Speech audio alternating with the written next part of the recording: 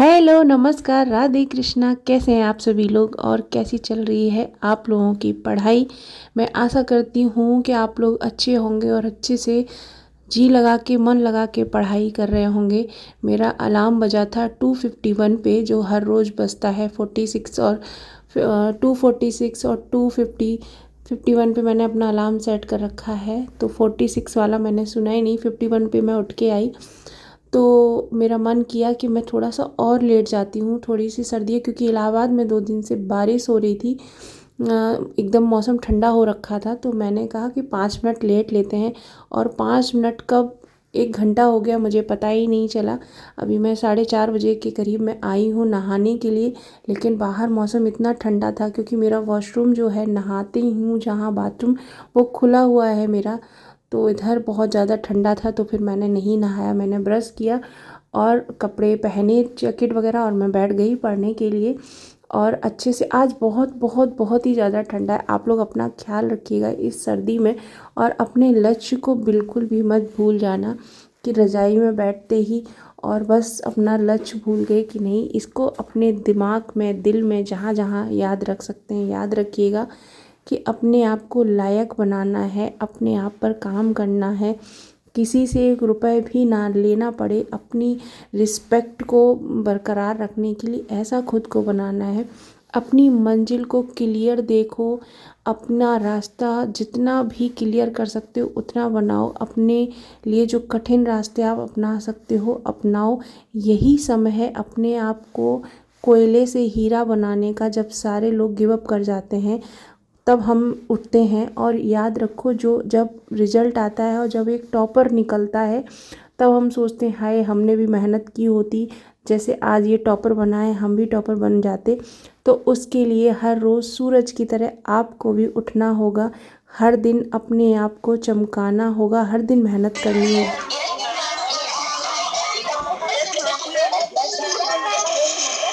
ये तो Now, मुझे नहीं लग रहा है कि children, बारिश होनी I चाहिए। would like you to join your hands because we are going to start the day with a prayer like we always do. So please join your hands, close your eyes. Our Father who art in heaven, hallowed. क्योंकि मैंने बताया इतनी ज़्यादा सर्दी है तो इलाहाबाद में school बंद ही रहेंगे, अभी ओपन नहीं होंगे। तो फिर ऑनलाइन क्लासेस शुरू हो गई हैं अयांश की, जो कि 9 बजे से 2 बजे तक चलेगी।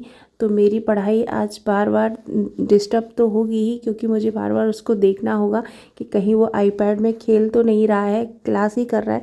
क्योंकि आजकल के बच्चे बहुत ज़्यादा स्मार्ट हो गए हैं। तो मैंने उसको सब कुछ रेडी करा के उसको बैठा दिया है ऑनलाइन क्लास कराने के लिए।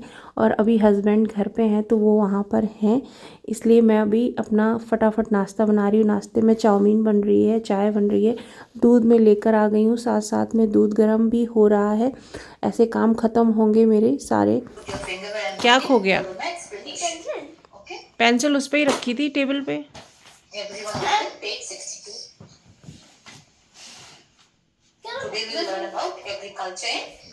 लास्ट है, लास्ट 1:30 बज गया है। 2 बजे खत्म होगी। आज ही तो मज़ा आया ना। आज वैसे पढ़ लिया लेट गए, पढ़ लिया लेट गए, आज ही तो मज़ा आया। मैं बस कैमरा ऑन करवा ले, मज़ा आ जाए।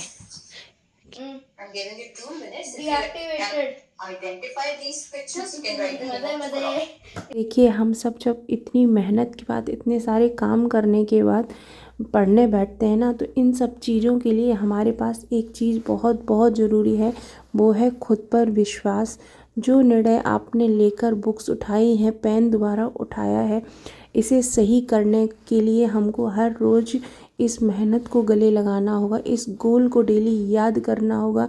अपनी भूख प्यास सब कुछ भूल के आपको अपनी पढ़ाई पर ध्यान देना होगा। क्योंकि लोग अभी भी खड़े हुए हैं हमारे पीछे और बोलने को कि इस उम्र में पढ़ने चली हैं, आंखें ख़राब कर लेंगी, इस उम्र में कौन पास होता है, क्या कर लेता है इस उम्र में। देखिए, उन लोगों की बातें इस समय बिल्कुल भी नहीं सुनना है। अभी सिर्फ काम करना है, बच्चे को देखना है और मेहनत में लगे रहना है। Thank you. मम्मा चम्मच अच्छा, एक बात नहीं, एक बात बताइए, अब क्लास में होते तो किससे नमकीन मांगते आप? क्लास में पानी पी सकते हैं। तो पानी पी लेते ही, रखी बोतल। कैसी चल रही है पढ़ाई, ब्लॉग कैसा लग रहा था कमेंट में ज़रूर लिखिएगा। आपके साथ एक चीज़ शेयर करनी थी कि जो भी 15 जनवरी तक हम मेरे साथ ज्योग्राफी कर रहा है उसको मुझे को शेयर करना था। देखिए, अगर आपको महेश बड़वाल थोड़ा सा टफ लग रहा है पढ़ने में, क्योंकि मुझे कमेंट आया किसी का कि मुझे ये मतलब लैंग्वेज बहुत ज़्यादा टफ लग रही है, क्योंकि मेरे ज्योग्राफी नहीं था और मैं नया अभी तैयारी शुरू कर रही हूँ, तो मुझे कुछ और बताइए। तो देखिए, अगर आपको टफ लग रहा है, क्योंकि मुझे भी कोई जो टॉपिक होते हैं वो टफ लगते हैं, क्योंकि मैंने यूपीएससी की तैयारी की थी, तो मैंने महेश बड़वाल तो भी पीसीएस की तैयारी की है तब ली है। जब मैंने यूपीएससी की तैयारी की थी तो मैंने ये एनसीईआरटी ली है। ये एनसीईआरटी की बुक है, इसकी हालत देखिए मैं इतनी ऐसी हो गई है कि मैंने इतनी बार इसको पढ़ा है। 11th की और 12th की है। बहुत ही इजी लैंग्वेज में है, बहुत ही इजी लैंग्वेज में। अगर आपको लगता है कि मतलब टफ लग रहा है कुछ, तो आप पहले 11th में 2 है और 12th में 2 है, तो एक साथ चारों मत लाइए। पहले 11th की 2 लेके आइए, जब उनको पढ़ लें तो 12th की 2 लेके आइए। देखिए, मैंने भी जब शुरू किया था तो मुझे भी बहुत ज़्यादा टफ लगता था, ज्योग्राफी बहुत ज़्यादा कठिन लगता था, क्योंकि मेरा सब्जेक्ट भी नहीं है ये। लेकिन जब आप पढ़ते रहते हैं ना, पढ़ते रहते उसी चीज़ों को जब आप 4 5 बार करते हैं तो वो चीज़ें समझ में आने लगती हैं।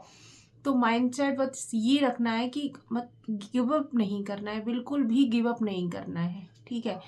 1 बार 2 बार जब भी समझ में नहीं आएगा, हम फिर भी उसको पढ़ेंगे।